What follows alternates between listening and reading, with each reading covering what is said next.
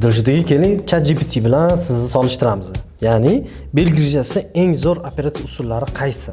Monoportal endoskopiya nechinchi o'rinda? Bu bitta teshikli endoskopiya, ya'ni lazer operatsiyasi deb ko'pchilik xalqimiz biladi. Buni men ikkinchi o'ringa qo'yardim. Klassik kesib qilinadigan operatsiya. Eskicha katta kesib qilinadigan operatsiya buni 6-chi o'ringa qo'yardim. 7 ga bittasini olib qo'yganman, hozir shuni aytsangiz kerak. Nukleoplastika. Bu 7-chi o'rin. Qo'ya.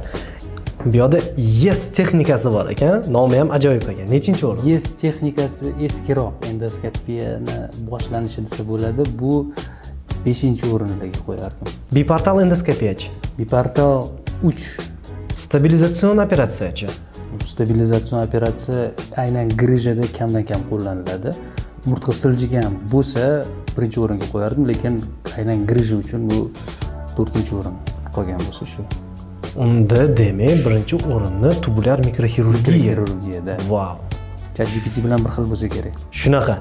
Xo'p, mayli, o'rinlarni bildim. Siz qaysi usullarni shuni ichidan qila olasiz? Praktik hammasini qilaman. Mikroxirurgiya, biportal, monoportal. Endi YES ochiq katta kesib operatsiya qilmayman, nukleoplastika ham qilmayman, chunki asoratlari ko'proq. В принципе, qolgan hamma usulni bajarib kelamiz.